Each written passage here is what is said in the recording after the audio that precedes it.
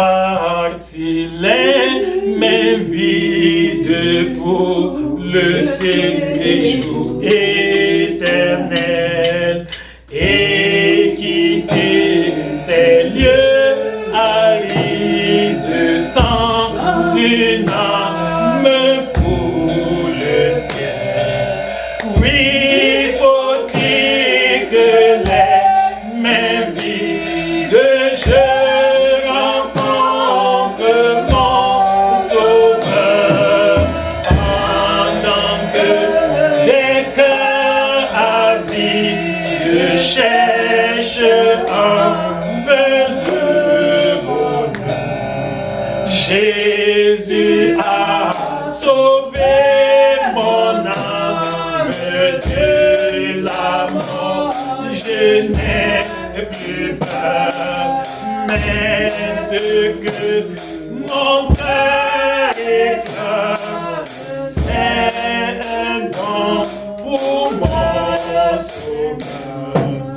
Oui, faut-il que les mains vides je rencontre mon Sauveur, pendant que des cœurs avides cherchent en vain le bonheur. Si je pouvais de la vie recommencer le chemin, je n'aurais plus qu'une envie. Ce n'est pas pour le bonheur. Oui, faut-il que même vie que je rencontre mon Sauveur, pendant que les cœurs avides cherchent en vain le bonheur. Pour vous aussi la repasse pendant qu'il en est temps, annoncer de Dieu la grâce pour que confierait. Oui, faut-il que même vie que je rencontre mon Sauveur, pendant que les cœurs avides cherchent Dieu d'Abraham, d'Isaac et d'Israël, tu nous as menés ici pour un but.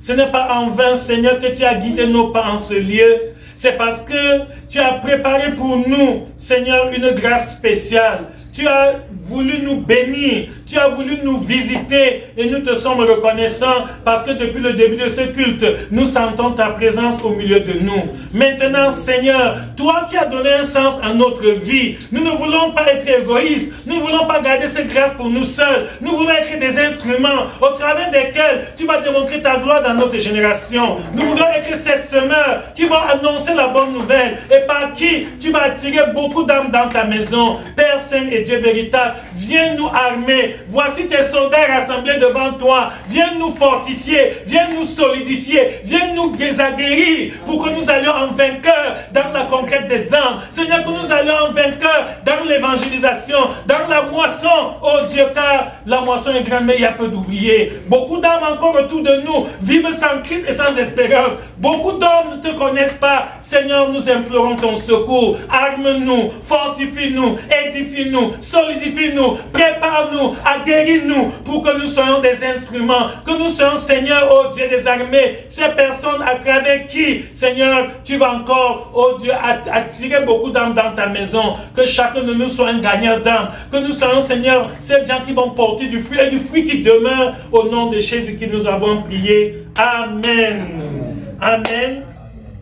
Bien-aimés frères et sœurs, notre méditation de ce matin a pour thème « Le Maître en a besoin ». le maître en a besoin. Le maître en a besoin. Nous sommes ici dans l'évangile de Luc. L'évangile de Luc, chapitre 19. Nous allons lire à partir du verset 29 au verset 35. Notre jeune frère Godlove va nous faire la lecture solennelle de la parole de Dieu dans le livre de Luc, chapitre 19, du verset 29 au verset 35. Luc, chapitre 19, du verset 29 au verset 35. Nous suivons la lecture solennelle de la parole de Dieu. Amen. Amen. Luc 19, de 29 à 35. Lorsqu'il approcha à Bethphagée et de Béthanie vers les montagnes appelées montagnes des Oliviers, Jésus envoya 2 de ses disciples en disant: allez au village qui est en face. Quand vous y serez entrés, vous trouverez un ânon attaché, sur lequel aucun homme ne s'est jamais assis. Détachez-le et amenez-le. Si quelqu'un vous demande: pourquoi détachez-vous? Vous lui répondrez: le Seigneur en a besoin. Amen. Ceux qui étaient envoyés iront et trouvant les choses comme Jésus leur avait dit. Comme ils détachaient l'ânon, ses maîtres leur dit: pourquoi détachez-vous l'ânon? Il répondit: le Seigneur en a besoin. Amen. Et il amena à Jésus l'ânon, sur lequel ils jetaient leurs vêtements et firent monter Jésus. Amen. Amen. Alléluia. Amen. Nous rendons gloire à Dieu pour sa parole. Amen. Amen. Le maître en a besoin. Le Seigneur en a besoin. Jésus a envoyé 2 de ses disciples pour aller préparer le terrain là où il devait arriver. Et il leur a annoncé d'avance que vous trouverez un ânon attaché. Alléluia. Amen. Vous trouverez un ânon attaché. Oui, tous les êtres humains que vous voyez là-dedans sont attachés. Les gens sont liés. Personne n'est libre. La liberté ne se trouve qu'en Jésus. Alléluia. Ce n'est qu'en Jésus que l'homme peut être libre. Tous ceux qui n'ont pas Jésus, je vous dis la vérité, même s'ils sont riches, même s'ils sont instruits, même s'ils sont n'importe quoi, ils sont liés. C'est des prisonniers. C'est des esclaves. Quand quelqu'un n'a pas Jésus, il n'est pas libre. Non. La parole de Dieu nous dit que tu vas trouver un ânon attaché. Donc cet ânon attaché depuis, il y a des gens liés depuis leur naissance, depuis des années. Ils sont enchaînés par les liens de l'iniquité. Dans le livre de 2 Pierre chapitre 2, verset 9, il nous dit que chacun est esclave de ce qui a triomphé de lui. Alléluia. Chaque être humain est esclave de ce qui a triomphé de lui. Donc quand vous voyez un être humain, ne le regardez pas avec les yeux charnels, non. Quand vous regardez quelqu'un avec les yeux humains, vous allez commettre des erreurs monumentales. Vous allez vous tromper. Dans 2 Corinthiens 5,16, 2 Corinthiens chapitre 5, verset 16, la Bible dit ainsi donc, nous ne connaissons plus personne selon la chair. Nous ne connaissons plus personne selon la chair. Que veut dire connaître quelqu'un selon la chair? Ça veut dire que quand tu vois un homme, tu dis que bon, ça c'est un grand intellectuel, ça c'est un grand riche, ça c'est ceci, ça c'est cela. Non, ça c'est connaître quelqu'un selon la chair. Alléluia. Amen. Le Seigneur Jésus ne connaît que 2 groupes de personnes sur la terre. Pour le Seigneur Jésus, il n'y a que 2 groupes d'êtres humains sur la planète Terre. D'une part, le groupe de ceux qui sont sauvés, d'autre part, le groupe de ceux qui sont perdus. Point final. Il n'y a pas un 3e groupe. Personne n'est neutre sur la terre. Que quelqu'un ne vous trompe pas. Si quelqu'un n'est pas enfant de Dieu, il est enfant du diable. Il n'y a pas 3 maîtres sur la terre. Il n'y a que 2 maîtres.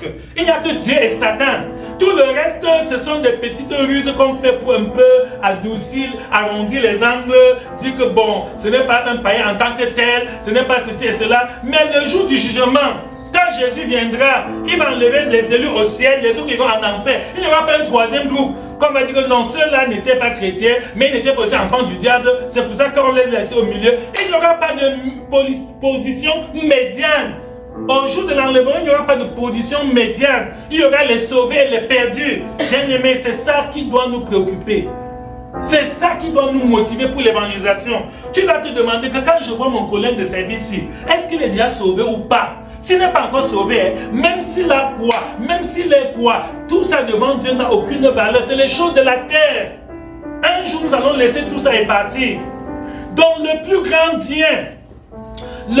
bien que tu peux faire à un être humain, c'est de lui donner l'évangile. Alléluia. La plus grande richesse que tu peux donner à un homme ou à une femme, c'est la parole de Dieu.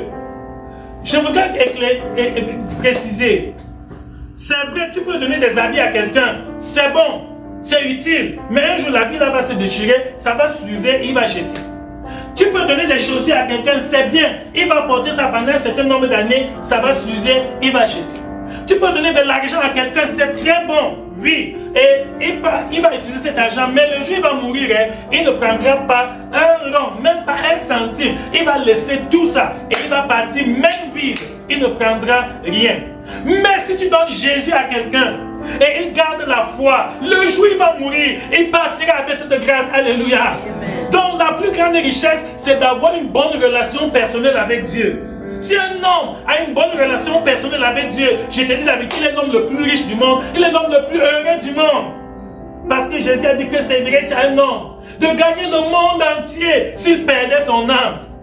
Donc quelqu'un peut gagner le monde entier, avoir des milliards, avoir des maisons, tout. Mais s'il n'a pas Jésus, il n'a rien. Il n'a rien. Parce que le jour va mourir, il ne prendra pas les milliards là. Il ne prendra pas les avions là, les jets privés. Il va laisser tout. Il ira même vide se présenter devant le Créateur de l'univers pour subir le jugement.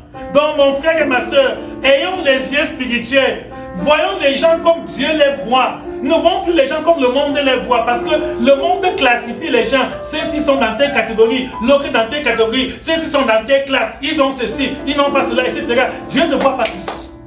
Toutes ces distinctions sont humaines et terrestres. Pour Dieu, quand Jésus regarde, il est assis à la droite du Père, il intercède pour nous. Quand Jésus regarde la planète, qu'est-ce qu'il voit? Il voit un groupe de ceux qui sont sauvés, c'est-à-dire ceux qui ont donné leur vie au Seigneur, et un groupe de ceux qui sont perdus, les candidats pour l'enfer. Maintenant, quel est notre travail? Notre job, c'est d'arracher ces âmes qui sont dans le groupe des perdus et de les amener dans le camp des sauvés. Alléluia. Amen. Voilà le but de notre existence sur la terre. J'ai dit, on a appris ça dans l'étude biblique.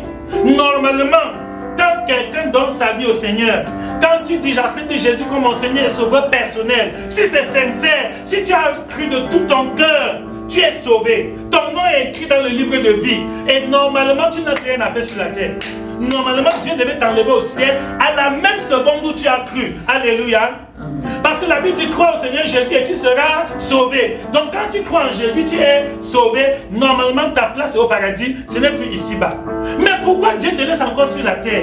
Si Dieu te laisse vivre encore une seconde de plus ici-bas, ce n'est pas pour chercher l'argent, ce n'est pas pour chercher les maisons, les voitures, pour chercher la gloire, l'honneur. C'est pour que tu sois un instrument à travers qui Dieu va sauver d'autres personnes. Alléluia. Amen. Donc, beaucoup de chrétiens oublient le bien fondé de leur présence sur la terre. Beaucoup de chrétiens oublient pourquoi Dieu les laisse ici-bas. Et ça nous crée tellement de problèmes dans notre relation avec Dieu. Parce que nous commençons à voir les gens avec les yeux du monde. Nous commençons à apprécier les gens comme les païens les apprécient. Parfois, tu vois un chrétien qui admire un païen. Un païen, quelqu'un qui est mort. Quelqu'un qui est un candidat pour l'enfer, mais un chrétien qui a la vie éternelle, qui a Jésus en lui, c'est pas l'envie. Vraiment, il a les maisons, oh, il a les voitures, il a les millions, il a l'argent, il a les jets privés, il a ceci. Vraiment, oh, il est beau, oh, il est élégant. Vraiment, il fait ceci. Vous voyez, bien aimé, Jésus pleure quand Jésus nous entend dire des choses comme ça. Quand Jésus voit les chrétiens qui donnent l'aveuglement spirituel, au lieu de voir les gens avec les yeux spirituels comme lui Jésus voit, il les voit avec les yeux charnels. Jusqu'à 3 chrétiens, tu t'estimes malheureux parce que tu vois le païen heureux qu'il est lui bien, parce qu'il a l'argent, parce qu'il a les voitures, il a les comptes bancaires, il a les ceci, etc. Mon frère et ma soeur, tu es en train de cracher sur le visage de Jésus. Tu es en train de... Tu dénigres ton... Tu dévalues, c'est une forme de dévaluation. Tu es en train de dévaluer la grâce de Dieu. Mon frère et ma soeur, un vrai chrétien, quand il voit un être humain, la seule préoccupation dans sa tête est que est-ce que celui-ci a déjà Jésus ou bien il n'a pas encore Jésus? S'il a déjà Jésus, c'est mon frère en Christ, c'est ma soeur en Christ. Nous nous réjouissons, nous servons Dieu ensemble. Alléluia, amen. Pendant que je ris avec lui comme ça, si la trompette saute et Jésus revient, il sera enlevé avec moi. Mais le païen qui n'a pas accepté Christ et tu es avec lui, tu causes avec lui, tu ris avec lui, tu travailles avec lui, peut-être vous êtes en classe ensemble, vous suivez les cours ensemble et tu ne te jettes pas même un peu de l'amener à Christ. Tu le laisses comme ça. Si la trompette sonne là-bas en classe, toi tu vas être enlevé au ciel, lui il ira en enfer. Si la trompette sonne dans votre lieu de service, tu vas être enlevé au paradis et lui va aller en enfer. Dans la famille, tu as des membres de famille qui ne connaissent pas Jésus et ça ne te dit rien. Tu ne jeûnes pas pour ça, tu ne pries pas pour ça, tu ne fais même pas des efforts, tu ne leur écris même pas des lettres, tu ne les appelles même pas au téléphone pour leur dire pardon, réconcilie-toi avec Dieu. On ne sait jamais, le temps est court. Le monde, si quelqu'un peut partir d'un moment à l'autre, beaucoup de gens qui étaient avec nous en 2023, où sont-ils? Ils ne sont plus. Et c'est pour l'éternité, ne reviendront plus jamais. Donc un vrai enfant de Dieu, ta soif, ton désir ardent, c'est que tu dois tout faire pour arracher les âmes des ténèbres, pour sortir les hommes du péché et les amener à Jésus-Christ. Alléluia. Les gens sont liés. Les gens sont enchaînés. Moi, j'ai vu les gens que apparemment, si tu n'as pas les yeux spirituels, si tu n'as pas le discernement, tu vas vraiment l'envier. Ah oui, il y a certains païens, ils ne font pas les péchés de la chair, le souillure de la chair, non. Non, il n'est pas dedans. Tu ne peux pas le voir peut-être en train de se prostituer, de mentir, de faire. Apparemment, il est correct, il est très sérieux. Il y a le bon païen entre guillemets, un bon païen. Ah, mais un jour, quand j'ai causé avec l'un d'eux, et parce que je m'étonnais que, mais comment celui-ci ne donne pas sa vie à Jésus? Parce que normalement, le comportement qu'il affiche là, c'est comme ça même que les enfants de Dieu doivent même... il est tellement calme, il n'est pas brutal, il ne dérange pas, il ne cherche pas les affaires, il ne va pas dans les histoires des femmes, de la boisson, de l'alcool. Non, il est même monsieur correct. Je m'approche, c'était à Douala. J'ai dit, mon frère, je l'appelais déjà un frère, parce que pour moi, vu son apparence, je me dis que ça doit être un enfant de Dieu. Je me dis que ça doit être un chrétien. Quand je commence à parler de Jésus, il dit quoi? Que laisse-moi vos affaires de blancs là. Les blancs sont venus vous tromper, vous abandonnez vos dieux du village, vous êtes à l'église de quoi? Que moi, je crois au crâne, que moi, mon Dieu, ce sont mes ancêtres. J'ai tout fait. Il a dit jamais que ce sont les tromperies que les blancs sont venus vous tromper avec, et tu veux venir aussi me tromper à mon tour, que non, que moi. Et il m'a dit que lui, il est même missionnaire dans sa famille. Vous me suivez? Il dit qu'il est missionnaire dans sa famille. Il dit que c'est lui qui sensibilise les autres membres de leur famille pour qu'ils partent adorer le crâne au village. C'est-à-dire qu'il est le messager qui rappelle souvent aux gens envoie ta contribution, envoie ta compte par vite, parce que bientôt on va aller au village, il faut qu'on achète ceci, il faut qu'on achète cela, on doit aller sur le crâne de nos ancêtres, on va faire des sacrifices. Bien aimé, les hommes sont liés, les hommes sont enchaînés et Satan est rusé. Alléluia. Amen. J'aimerais vous dire la vérité. Satan n'est pas un enfant. Les gens croient que Satan est naïf. Non. Satan est très rusé. L'ennemi sait qu'il n'a pas besoin que tu commettes tous les péchés du monde pour aller en enfer. Le diable connaît la Bible plus que nous. Il sait que la Bible dit qu'aucune souillure n'entrera dans le royaume de Dieu. Donc quand Satan réussit à mettre déjà une souillure sur toi, ça suffit. Un seul péché dans ta vie, ça lui suffit pour qu'il te possède, pour qu'il te monopolise, pour qu'il te contrôle et qu'il puisse maintenant te manipuler. Donc vous voyez un homme, les autres péchés n'est pas lui dedans, le vol, le mensonge, l'adultère, non. Mais l'idolâtrie, il est enraciné, je vous dis bien enraciné. C'est-à-dire il est dedans pied et tête, il est entré, il n'est pas là comme quelqu'un qui fait la formalité. Il fait ça de tout, il est zélé pour l'idolâtrie. Et il sait que, et le diable sait qu'avec ça, il ne peut pas être sauvé. Il ne peut pas aller au ciel. Jésus ne peut pas l'enlever au paradis. Bien aimé, les hommes sont liés. Les gens sont enchaînés par le péché. Donc quand tu vois un païen, ne le regarde pas charnellement. Regarde avec les yeux spirituels. Un jour à Douala, au quartier New-Bed à Oussa, pendant que j'évangélisais, j'ai rencontré un homme. C'est le genre qu'on appelle gigolo. Oui, j'ai trouvé un homme.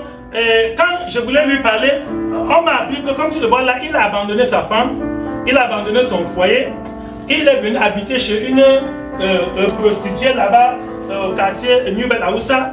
Et là-bas, il est comme, je ne sais pas, un boy même, c'est même trop. C'est-à-dire que la femme là le manipule, la femme là le commissionne comme on commissionne un petit enfant, un grand papa, que va m'acheter ceci à la boutique, va faire cela, tout ça. Il lavait les slips de la femme dehors comme ça. Donc, la femme met la bassine d'eau dehors, pas pour mettre les robes, ses sous-vêtements. Il lave ça devant tout le monde, on voit. J'ai dit, je ne peux pas laisser ça. J'ai tout fait pour rencontrer cet homme.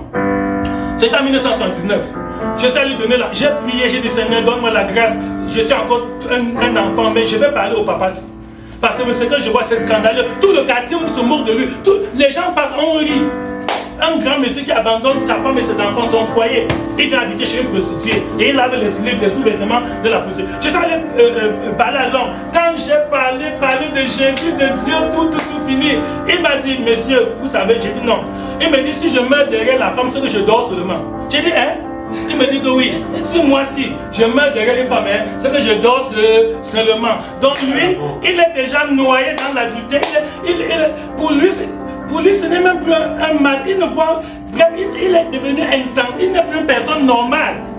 Il me dit que s'il meurt derrière une femme, c'est qu'il dort lui seulement. Donc, ça lui dit, je lui dis que tu vois, on se moque de toi. Tout le quartier dit que tu laves les sous-vêtements d'une femme comme ça. Ce n'est pas sérieux, ce n'est pas dit d'un homme comme toi, un papa, et tu as laissé ta femme, tes enfants. Il me dit non, que si moi, je meurs derrière une femme, c'est que je dors seulement. Mon frère et ma soeur, il est lié. C'est comme ça que Jésus le voit comme un esclave. Il y a des gens qui sont esclaves de la prostitution, esclaves de l'adultère, esclaves de la fornication, esclaves de la masturbation, esclaves de la pédophilie, oui, esclaves même de la pornographie. Les gens se cachent, le jour ils se font sérieux, mais la nuit ils se cachent pour regarder les mauvais films, pour regarder les mauvaises images. Ils sont liés. Voilà comment Jésus les voit. Jésus ne les voit pas comme toi, tu vois que oh, celui-ci est un grand monsieur, une grande dame. Devant Jésus, tout ça c'est zéro. Tous ces titres du monde, ça n'a aucune valeur. Alléluia. Je connais un autre Abafoussa. Un jour, je suis allé faire une campagne de version en 1995. Oui. Alors, celui-là, quand nous l'avons parlé du Seigneur, il m'a dit que pour lui, si on jette l'argent, même sur les excréments, il va prendre. Hein? C'est-à-dire pour lui, il aime l'argent. Pour lui, si tu viens lui parler d'argent, d'accord, tout autre sujet, tu me dis Dieu, Jésus, tout ça. Lui n'a pas dit, laisse-moi vos affaires. Moi, je veux l'argent. Tu as trouvé un trou, on peut trouver là où je peux avoir l'argent. Tu as trouvé un moyen. J'explique même comment que la vie éternelle dépasse l'argent. Il dit ça, c'est zéro. Que pour lui, si on jette l'argent, même sur les excréments, il va prendre que l'argent pour lui, c'est tout. Que l'argent est tout pour lui. C'est ça. Donc il est prêt à tout pour avoir de l'argent. Même s'il faut mentir pour avoir de l'argent, il peut mentir. S'il faut même corrompre, s'il faut même verser le sang, s'il faut même faire n'importe quoi pour avoir de l'argent. L'argent pour lui n'a pas d'odeur. C'est ce qu'il m'a dit, l'argent n'a pas d'odeur. Pour lui, l'argent c'est l'argent. Donc il est lié. Il est enchaîné par le démon de cupidité. Et toi, chrétien, tu es avec lui. Et tu ne lui parles pas du Seigneur. Et s'il va en enfer, son âme te sera redemandée. Alléluia. Amen. Donc faisons attention. Les gens sont dans les chaînes de l'ennemi. L'adversaire les a déjà capturés. Ils sont captifs, ils sont prisonniers. Et ce n'est que nous qui pouvons délivrer ces otages. Alléluia. Amen. Satan est comme un terroriste. Satan est comme un terroriste qui a pris les hommes en otage. Oui. Et maintenant, nous sommes donc ceux que Jésus a envoyés pour aller libérer ces otages. C'est ça. C'est nous qui devons libérer ces otages de l'esclavage du péché, de la prison de Satan. C'est nous. Nous sommes ces gens que Jésus a envoyés pour aller détacher-le et amener-le. Alléluia. Amen. Donc Jésus te demande, va détacher tes camarades de classe et amène-les à Jésus. Va détacher tes collègues, amène-les à Jésus. Amen. Va détacher les membres de ta famille, amène-les à Jésus. Va détacher les voisins de ton quartier, amène-les à Jésus. Va détacher tous tes amis, amène-les à Jésus. Voilà le but de ton existence sur la terre. Si tu es encore ici-bas, c'est pour une seule mission. C'est pour que tu détaches les hommes et que tu les amènes au Seigneur Jésus. Alléluia. Amen. Donc réveillons-nous mes frères, réveillons-nous. On a été trop paresseux. Abandonnons la paresse spirituelle. On a été trop distraits. Pendant longtemps, nous avons oublié notre mission. Nous nous sommes laissés aveuglés par les choses de la terre. Si bien que tu avais un païen, tu ris avec lui. Tu te demandes pas de l'homme si que je ris avec lui comme ça. Si Jésus revient, quel sera son sort? Donc tu ne l'aimes pas, tu ne l'aimes pas. Si tu l'aimes, tu me dis, hey, je cause avec lui, je travaille avec lui, je fréquente avec lui à l'école, j'habite avec lui dans le même quartier, je suis avec lui dans la même famille. Mais si la trompette saute, à moins que tu ne crois pas à la Bible, vraiment la manière dont certains chrétiens se comportent avec les païens, oh, je doute qu'ils croient que la Bible est vraie. Je ne suis pas sûr que beaucoup de chrétiens croient encore à l'enlèvement. Beaucoup de chrétiens sont déjà aveuglés par le matérialisme, par les choses de la terre, c'est qu'ils ont même oublié que l'enlèvement arrive. Que nous attendons la venue du Seigneur, qu'un jour comme ça, sans préavis, sans qu'il y ait un signe prémonitoire, un beau jour, on va se mettre une grande trompette. Un ange va sonner la trompette et le Seigneur va descendre du haut des cieux. Et les morts en Christ vont ressusciter premièrement. Nous les vivants qui sont encore sur la terre, on sera transformés. Notre corps corruptible va disparaître. Dieu va nous donner un corps incorruptible et immortel. Et nous serons enlevés avec eux à la rencontre du Seigneur dans les airs. Et c'est ce temps-là. Tous les gens qui nous parlent de l'évangile, mais ils nous insultent là, quitte-moi, tu es un fainéant, un fou comme ça. Au lieu d'aller chercher l'argent, tu es là qui perd le temps de Dieu. Tu as vu Dieu où? Les gens qui se moquent de nous, qui nous insultent là, quand nous serons enlevés, ils vont chercher les églises, ils vont aller partout comme le pasteur, on dit non, il est déjà enlevé. Waouh, il va chercher les chrétiens, pardon, viens me parler de Dieu, non, même lui il est parti. Les gens vont aller de maison, ils vont connaître les maisons des chrétiens pour aller demander de pardon. Je fais comment? Il sera trop tard. Maintenant qu'il n'est pas encore tard, c'est toi frère, c'est toi ma soeur qui dois utiliser le temps favorable, profiter de ce bon moment pour amener le maximum de personnes à Jésus. Alléluia. D'autres sont liés par la philosophie. Dans le livre de Colossiens chapitre 2 verset 8, Colossiens chapitre 2 verset 8, l'apôtre Paul dit que personne ne fasse de vous sa proie par la philosophie. Beaucoup d'hommes sont liés par des doctrines philosophiques, par des théories démoniaques. Je me rappelle, quand nous étions encore sur les bancs, oui, il y avait un philosophe français qu'on appelait Jean-Paul Sartre. Il avait écrit un livre dont le titre était Les Mains Sales. Les Mains Sales, très bien. Dans ce livre, en tout cas, la philosophie de ce livre, c'est-à-dire que l'idée principale est que sur cette terre, tu ne peux rien faire de bon sans te salir les mains. Que si tu veux vraiment réussir, émerger et devenir exceptionnel sur la planète ici, tu dois te compromettre, tu dois faire le mal.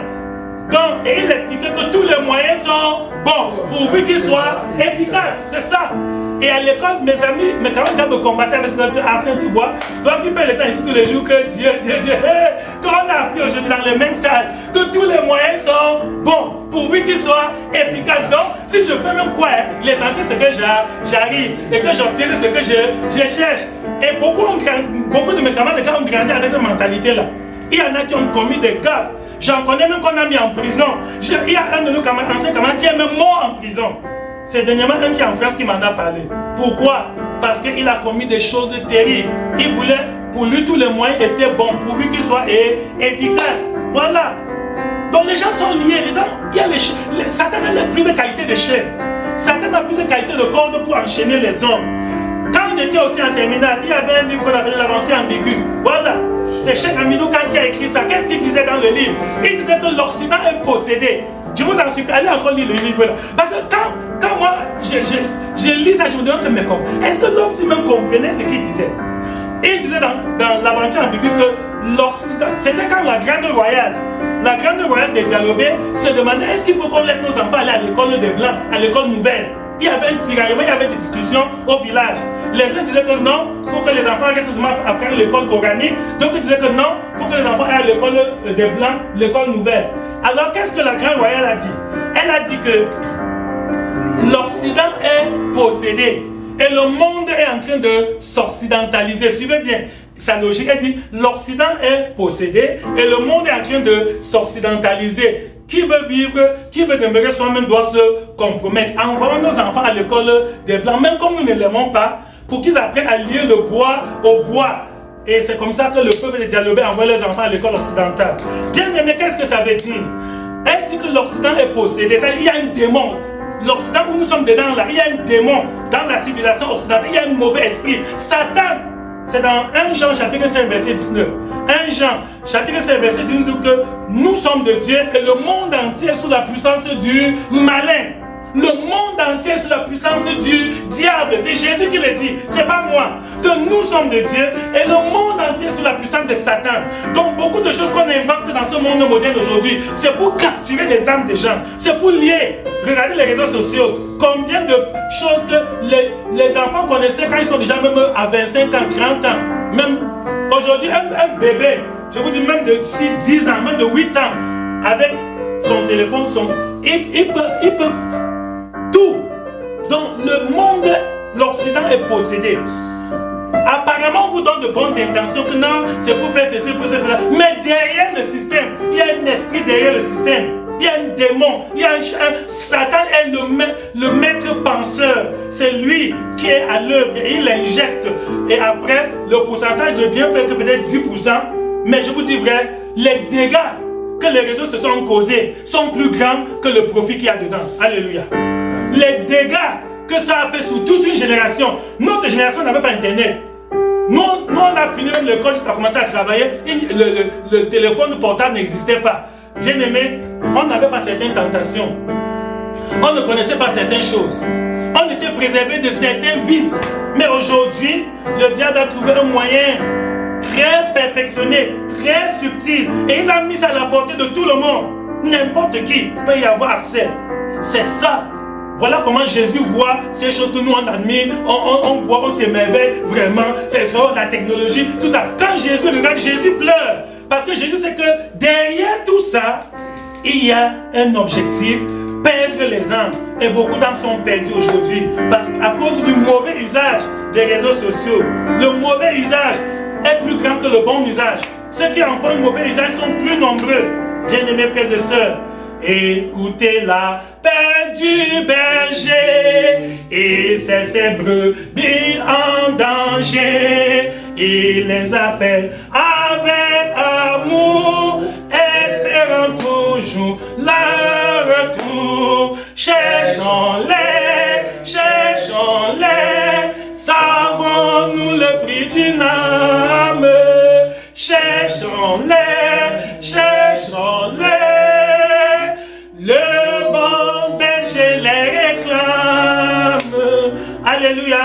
Jésus voit ce brebis en danger. Pendant que tu les admires, tu admires le païen qu'il est beau, il est riche, il est ceci, il est cela. Jésus pleure que voilà une âme en danger. Et toi qui le vois avec les yeux charnels, tu le convoites, tu l'envies même. Tu dis qu'il est même lieu, il est même heureux, etc. Parce qu'il part dans le bois de nuit danser. Et il rentre tard le matin. Bien-aimés frères et sœurs, repentons-nous de notre aveuglement spirituel. Abandonnons vraiment cette cécité parce que ce n'est pas digne de nous. Les gens sont liés. Et comme il y a les démons jumeaux, c'est-à-dire certains démons, quand tu les vois quelque part, tu es sûr de voir l'autre démon. Puisque les choses, ça se fait ensemble. Par exemple, quelqu'un qui vole.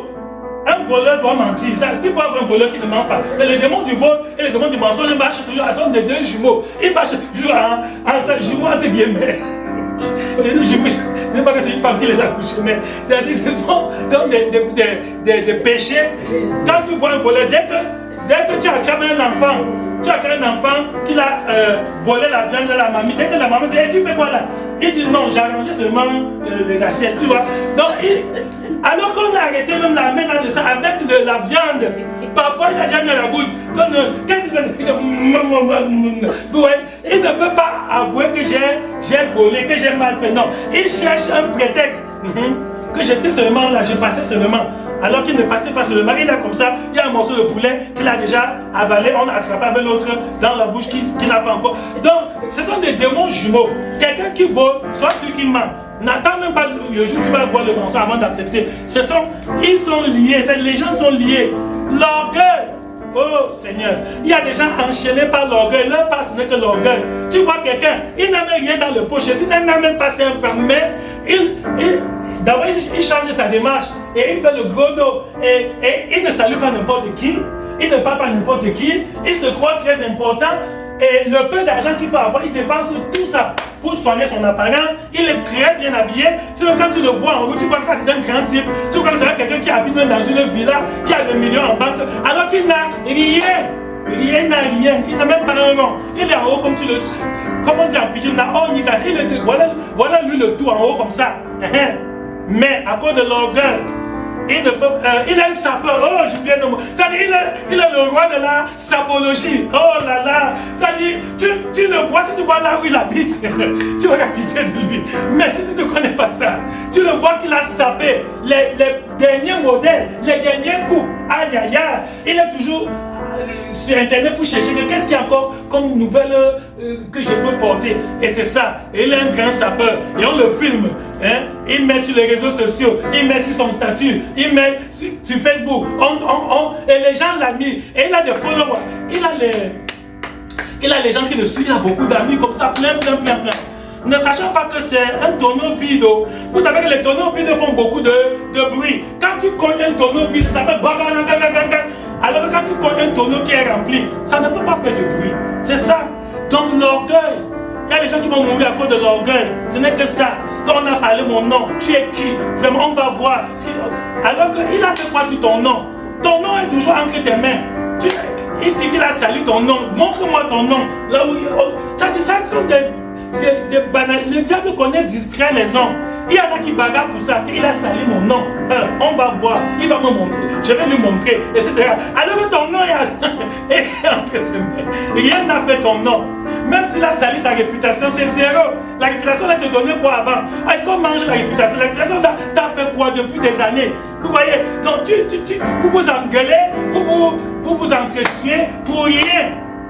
Un jour, quand nous étions à l'université, vous savez, il y a les gens qui ne rêvaient pas qu'un jour ils vont être professeurs d'université. Donc quand ils arrivent là, pour eux c'est le sommet. Ça lui donne un orgueil tel qu'ils se croient qu'il est un extraterrestre. On avait un prof, il insistait beaucoup. Il n'était même pas encore prof de rang magistral. Mais il insistait que call me doctor, I will add you 1 point. C'est-à-dire, il dit appelle-moi docteur, je vais t'ajouter 1 point. C'est-à-dire, quand on l'appelait docteur, oh là, il a regardé encore bien sacrément. On dit bonjour docteur, il dit ouais, tu es un bon étudiant. Ça, bonjour docteur. C'est qu'ils ont bonjour monsieur. Non. Il dit quoi? Tu m'appelles monsieur? Non. Appelle-moi docteur. Voilà. Donc il dit call me doctor, I will add you 1 point. Donc, si tu l'appelles docteur, il va t'ajouter 1 point en classe. Pour l'orgueil, l'arrogance, la vantardise, ça tue les gens. Et les gens portent la mort derrière ça pour rien. À cause des choses inutiles qui n'ont aucune valeur. Parce qu'ils sont aveuglés. Bien-aimés frères et sœurs, le Seigneur nous envoie libérer ces âmes. Nous sommes les messagers, les missionnaires, les évangélistes. Donc tu es missionnaire dans ta famille. Tu es missionnaire de Jésus dans ton lieu de travail. Tu es missionnaire de Jésus dans ta salle de classe. Moi-même qui vous parle, c'est un camarade de classe qui m'a parlé de Jésus. En classe de 5e. Nous étions encore de petits enfants en classe de 5e. Il a compris sa mission. Mais beaucoup d'enfants chrétiens, beaucoup de jeunes chrétiens aujourd'hui, ils n'évangélisent pas dans leurs écoles. Tu passes tout un trimestre avec un camarade de classe à lui parler de Jésus. Mais lui, il te parle des choses du monde. Il te parle de romans, il te parle de la pornographie, de la drogue, tout. Ça se véhicule à l'école. Donc, les païens sont missionnaires du diable dans les écoles, mais les chrétiens refusent d'être missionnaires de Dieu dans les mêmes écoles. C'est ça. Aujourd'hui, dernièrement, on parle de l'emploi quelque part, et quelqu'un nous a expliqué que l'un des démons qu'il faut combattre ici, c'est la drogue, les stupéfiants, les marijuana, la nicotine, l'héroïne, tout ça. Et ça se véhicule, c'est les enfants qui communiquent à d'autres enfants, les jeunes qui communiquent à d'autres jeunes. Mais les enfants qui ont l'évangile ont honte de communiquer l'évangile à leurs camarades. Mais les enfants qui ont la drogue n'ont pas honte, ils n'ont pas peur. C'est même interdit par la loi, mais ils s'en fichent de la loi. Ils sont zélés, ils sont bouillants, ils sont dévoués pour Satan. Et ils communiquent ça. Et on dit que le taux de jeunes qui sont maintenant victimes de ce fléau ne fait qu'augmenter chaque année. Malgré les lois, malgré la police, le taux ne fait qu'augmenter. Parce que les évangiles de Satan sont tellement zélés. Ils savent contourner la loi, ils savent esquiver tous les contrôles. Mais les évangiles de Jésus sont tièdes, timides, lâches, peureux. Oui, les missionnaires de Jésus ont toujours peur que on va se moquer de moi, on va m'insulter. S'il n'y a pas de Dieu ici, on va me faire citer. Alors que ceux qui prêchent le péché, ceux qui propagent la souillure, ils n'ont pas honte, ils n'ont pas peur. Mon frère, nous devons sentir notre misère. Parce que nous avons trahi le Seigneur, nous avons déçu le Seigneur avec notre timidité. Donc voici le moment, un temps de rattrapage que Dieu nous donne. Nous avons dit qu'il faut que chacun de nous fasse un effort comme objectif minimal. Le chrétien le plus faible, le plus paresseux doit ramener au moins une âme au Seigneur par mois. Au moins une âme par mois. Voilà notre objectif dans la communauté des disciples de Jésus. Nous voulons que par mois, chaque frère amène au moins une âme au Seigneur par mois. Chaque sœur amène au moins une âme au Seigneur par mois. Chaque élève amène au moins un camarade de classe au Seigneur par mois. Chaque personne. Fais tout et tout, mets-toi au travail, jeûne, prie, évangélise, témoigne, annonce la bonne nouvelle. Malgré les obstacles, le Seigneur va bénir ton témoignage et les âmes seront sauvées. Alléluia. Ce monde est l'aurore, ce monde est l'aurore, quand le soleil luit, quand le soleil luit, et seulement encore, lorsque vient la nuit, Dieu fera éclore la fleur et le fruit. Bon courage amis, bon courage amis, nous irons joyeux, cueillir les épis. Bon courage amis, bon courage amis, nous irons joyeux, cueillir les épis. Semons pour le maître, semons pour le maître, parlons du sauveur, parlons du sauveur. Comme mon cas peut-être, un pauvre pécheur, par nous pourra naître au seul vrai bonheur. Bon courage amis, bon courage amis, nous irons joyeux, cueillir les épis. Bon courage amis, bon courage amis, nous irons joyeux, cueillir les épis. La tâche est immense, la tâche est immense, et dur le terrain, et dur le terrain. Mais bonne espérance, nul travail n'est vain, de Dieu la puissance, fait germer le grain. Bon courage amis, bon courage amis, nous irons joyeux, cueillir les épis. Bon courage amis, bon courage amis, nous irons joyeux, cueillir les épis. Alléluia.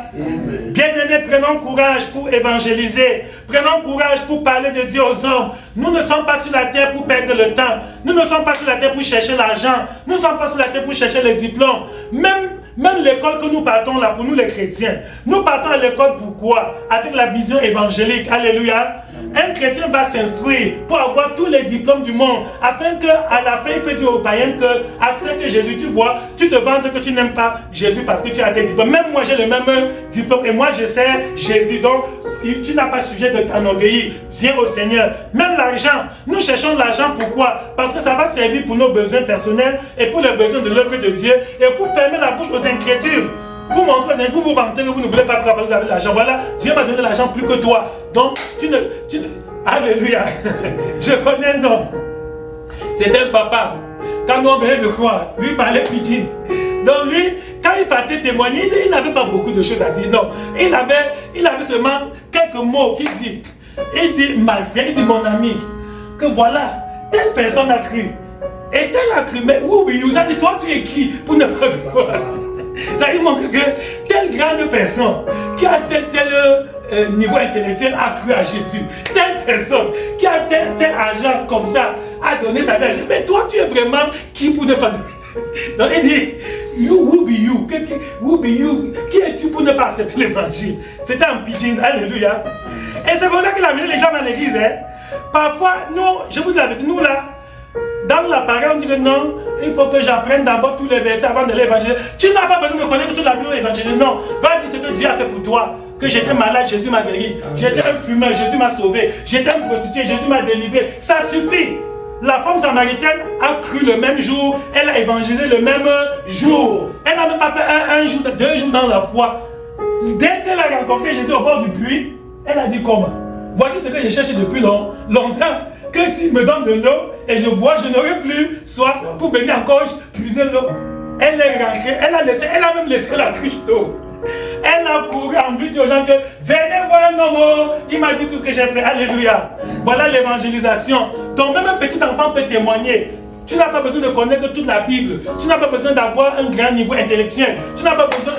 Tu es là où tu es, Dieu t'a tout donné pour attirer les âmes à lui. Bien-aimés frères et sœurs, les âmes souffrent dans les ténèbres et nous avons la responsabilité de les amener au Seigneur. Donc c'est maintenant le moment favorable que chacun de nous se mette au travail, que nous abandonnons les prétextes, les raisons, les justifications et que nous puissions amener les âmes au Seigneur. Donc le thème du message c'est le maître en a besoin. Le maître a besoin de tes camarades de classe. Jésus qui est ton maître a besoin des membres de ta famille. Jésus qui est ton maître a besoin de tous tes collègues de service. Jésus a besoin de tes amis. Jésus a besoin, il a besoin même de tous tes voisins du quartier. Donc, n'importe quel être humain avec qui tu es en relation, tu as une dette. La dette de l'évangile. Tu leur dois l'évangile. Comprends ça. Tu as une dette devant Dieu. Quand Dieu te met en contact avec un être humain, dès lors, tu as une dette avec cette personne. La dette de lui donner la bonne nouvelle. Si tu ne payes pas cette dette, c'est toi-même qui sauras comment tu vas répondre devant le Seigneur. Donc prends du temps pour prier pour ça, pour te préparer. Tu peux même inviter quelqu'un. Les païens, je vous dis que les évangélistes, les missionnaires de Satan sont plus sages que nous. Quand Satan veut peut-être détruire une jeune fille, qu'est-ce qu'il fait? Un homme dit à la jeune fille, je t'invite dans un restaurant. Et c'est pour détruire la vie de cette fille. Pourquoi toi qui es chrétien, tu ne peux pas inviter aussi quelqu'un à un restaurant, pendant que vous mangez, tu lui parles du Seigneur, tu lui donnes l'évangile, tu cherches un cadre approprié, un endroit vraiment tranquille, où vous pouvez causer à tête reposée. C'est comme ça. Donc, nous ne sommes pas sages, mes bien-aimés. Réfléchissons sur les moyens par lesquels nous pouvons évangéliser. Et essayons de trouver les meilleures stratégies. Même les réseaux sociaux, alléluia. Aujourd'hui, quand tu vas sur Facebook, sur WhatsApp, tous ces réseaux, il y a beaucoup de moyens d'évangélisation là. C'est-à-dire que pendant que les gens véhiculent les mauvaises images, les mauvaises photos, les mauvaises vidéos, les mauvais messages, toi aussi, tu écris un verset biblique. Crois au Seigneur Jésus, tu seras sauvé, et tu envoies, car Dieu a tant aimé le monde qu'il a donné son fils Jésus, afin que quiconque croit ne périsse pas, mais qu'il a vie éternelle. Tu envoies ça aussi. C'est ça, tous les... Il y a des gens qui sont amis avec toi sur Facebook, tu ne leur as jamais parlé de Jésus. Depuis des années qu'il est ami avec toi, vous êtes en relation. À quoi sert donc ces relations? Ça ne sert à rien. Utilisons tous nos relations, nos contacts. Utilisons ça, bien-aimés frères et sœurs, pour évangéliser, pour annoncer la bonne nouvelle. Car Dieu veut que tous les hommes soient sauvés et parviennent à la connaissance de la vérité. Donc le plus grand besoin de l'heure, c'est l'évangélisation, c'est la parole de Dieu. Maintenant, je vais te dire ce qui va t'arriver. Quand les deux disciples sont allés détacher l'anneau, qu'est-ce qui s'est passé? Les maîtres de l'anneau ont réagi. Oui, sache que cet anneau a déjà un maître. Et quand tu vas venir détacher l'anneau pour l'amener à Jésus, ces anciens maîtres ne vont pas te laisser tranquille. Donc, attends-toi à la persécution. Comme on a vu que chaque païen est lié par un démon particulier. Oui, quand tu vas aller lui parler de Jésus, le démon là qui en lui va se révolter, il va se soulever. Quelqu'un qui était même tellement gentil, très poli, dès que tu dis que c'est la parole de Dieu, il devient arrogant, insultant, injurieux, répulsif, il ne veut même plus te parler. Ça ne fait rien. C'est le prix à payer. Alléluia. Amen. Même ceux qui nous ont évangélisés, on les a persécutés, mais ils ont tenu ferme, ils ont continué, ils ont persévéré. Et finalement, nous avons donné notre vie au Seigneur. Donc ne te décourage pas. Quand tu pars au champ du témoignage et on t'insulte, on va même mentir sur toi. Oui, quelqu'un va dire que c'est un voleur, c'est ceci, c'est cela. Je me rappelle, quand j'évangélise, il y a les gens qui nous prennent, ils disent que vous les gens de Dieu, là, vous êtes les plus méchants, que c'est vous qui commettez des crimes ici dehors. Si on lui demande que j'ai fait quel crime, il ne peut pas dire. Mais il parle avec assurance que vous qui parlez de Dieu, c'est vous les méchants, c'est vous qui faites les crimes ici dehors. Il raconte, mais ça ne doit pas nous intimider. Alléluia. Amen. Nous devons prendre courage. Le maître est là qui t'appelle, lève-toi dans ô pécheur, réponds à sa voix fidèle, le c'est ton Dieu, c'est ton sauveur. Viens à lui, viens à lui, viens à Jésus aujourd'hui. Alléluia. Amen. Bien-aimés, levons-nous et prions. Notre premier sujet de prière n'est pas une prière. Notre premier sujet de prière ce matin n'est pas une prière, c'est une confession. Dans notre premier sujet, j'aimerais que chacun de nous demande pardon à Dieu pour la lâcheté, pour la timidité, pour la paresse spirituelle. Demandons pardon à Dieu, car nous vivons avec les païens depuis des années et nous ne leur parlons pas de l'évangile, alors qu'ils nous parlent des choses du monde. Ils n'ont pas honte de fumer la cigarette devant nous, de boire l'alcool, d'insulter, de se prostituer, de prononcer de mauvaises choses. Mais nous, on cache le Christ. Élevons la voix, demandons pardon au Seigneur pour notre lâcheté, pour notre timidité, pour notre paresse spirituelle. Confessons qu'on a été coupable, qu'on est vraiment défaillant. Nous n'avons pas fait notre travail. Au nom de Jésus, nous prions. Seigneur, je te demande pardon parce que je suis timide. Je reconnais qu'il y a plusieurs personnes que j'ai déjà rencontrées jusqu'à ce qu'on se sépare, alors qu'on a bien causé. Et il m'a parlé de ce qu'il veut, mais je ne lui ai pas parlé de Jésus. Père, je reconnais que je suis un traître.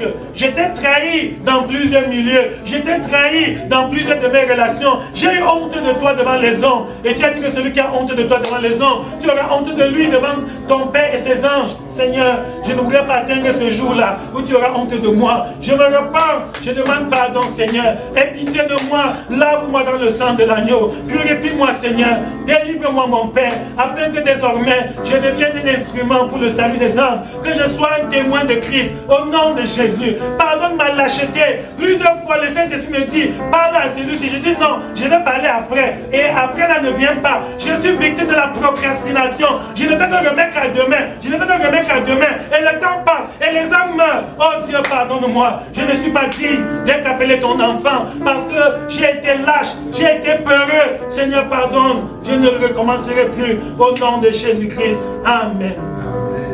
Alléluia. Dans notre deuxième sujet de prière, chacun de nous va s'engager. C'est ça la consécration.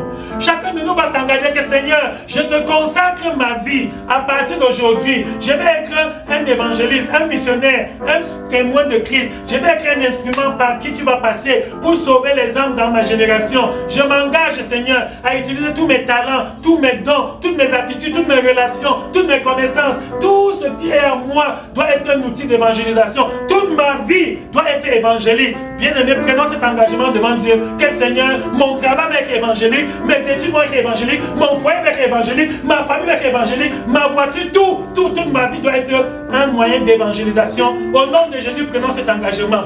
Notre Père et notre Rédempteur, Père Saint, qu'un feu nouveau s'allume en moi par ton Esprit Saint. Que le feu de l'Évangile, le feu, Seigneur, de la moisson puisse m'animer afin que toute ma vie soit évangélique. Que toutes mes relations, oh Dieu, je puisse les utiliser pour que les âmes viennent à Christ. Afin que partout où je m'en vais, tous mes voyages, tous mes déplacements, tous mes contacts, même mon activité sur les réseaux sociaux, Seigneur, que ça serve la cause de l'Évangile. Car il n'y a pas une autre cause plus grande que celle-là, que le salut des âmes. Mon Père et mon Roi, je vais réorienter mes activités. Je vais encore, Seigneur, maintenant bien être focalisé, concentré. Je vais, Seigneur, m'atteler, je vais m'appliquer, je vais me dévouer, je vais vraiment être zélé à partir de maintenant pour, oh Dieu, faire ma tâche, faire ma mission, faire le travail que tu m'as confié, de ramener les âmes à toi. Au nom de Jésus que nous avons prié. Amen. Troisième sujet de prière. Dans Jean chapitre 15 verset 5, Jésus a dit, sans moi vous ne pouvez rien faire. Donc troisième sujet, nous demandons la grâce à Dieu. Que le Seigneur soit ouvrier avec nous dans l'évangélisation. Ne nous laisse pas seuls dans le champ. La moisson est vaste. Seigneur, il y a peu d'ouvriers. Seigneur, donne-nous la sagesse et l'intelligence et confirme ta parole par des guérisons, par des signes, par des prodiges, par des miracles. Que le Seigneur nous accompagne dans l'évangélisation en guérissant les malades, en délivrant ceux qui sont possédés par les mauvais esprits, en sauvant ceux qui sont angoissés, ceux qui sont liés, enchaînés, en rompant tous les liens, ceux qui sont esclaves, que Dieu les délivre. Que le Seigneur soit avec nous dans l'évangélisation, qu'il ne nous laisse pas seuls dans le travail, mais que la présence de Dieu nous accompagne, que la puissance de Dieu se manifeste et que les âmes soient libérées. Au nom de Jésus, nous prions. Notre Père et notre Roi, sans toi, nous ne pouvons rien faire. Assiste-nous dans le travail. Seigneur, sois ouvrier avec nous. Combat pour nous, Seigneur. Devance-nous, oh Dieu, et dispose le cœur des hommes à recevoir la bonne semence, à recevoir la bonne nouvelle. Donne-nous le courage de leur parler avec persuasion, avec conviction,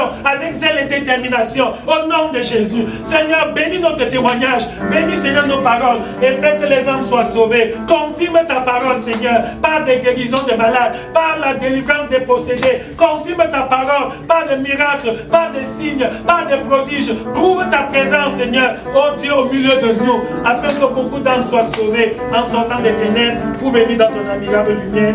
Au nom de Jésus que nous avons prié. Amen. Amen. Nous allons clôturer maintenant notre message.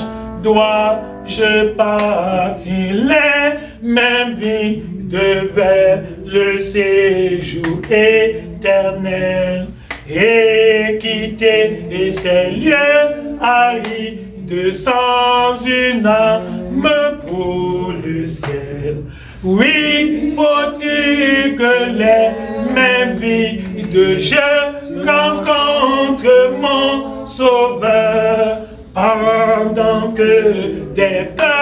avide, cherche en vain le.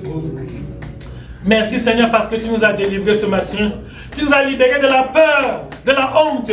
Nous n'avons plus honte de l'évangile, car c'est une puissance de Dieu pour le salut de quiconque croit. Merci parce que tu nous as sauvés de la timidité. Tu nous as affranchis, Seigneur, au Dieu des armées, de la peur des hommes. Désormais, nous allons évangéliser. Nous allons prêcher la bonne nouvelle. Nous allons annoncer tes vertus. Nous allons proclamer ta gloire partout où nous nous trouvons. Seigneur, en toute occasion, favorable ou non, nous allons accomplir notre mission afin que beaucoup d'âmes soient sauvées. Merci parce que tu nous as garanti que tu es ouvrier avec nous. Tu ne nous laisseras jamais seuls. Tu as dit que tu seras avec nous tous les jours jusqu'à la fin du monde. Béni sois-tu, Père, pour tes promesses. À toi la gloire, le règne, l'autorité, la domination. Car un jour nouveau se lève pour nous aujourd'hui. Nous n'allons pas rentrer de ce culte étant le même. Personne ne sort d'ici étant comme il est venu. Notre Dieu, nous sortons avec la flamme de l'évangile dans nos cœurs. Nous sortons avec le zèle. Nous sortons avec, Seigneur, le courage, la détermination, la consécration de faire tout pour que les âmes soient sauvées. Notre Père et notre Roi, merci parce que tu nous as bénis. Au nom de Jésus que nous avons prié. Amen. Amen. Je laisse la parole au modérateur. La vision évangélique, ô Seigneur, est remède à tous nos maux, ô Seigneur.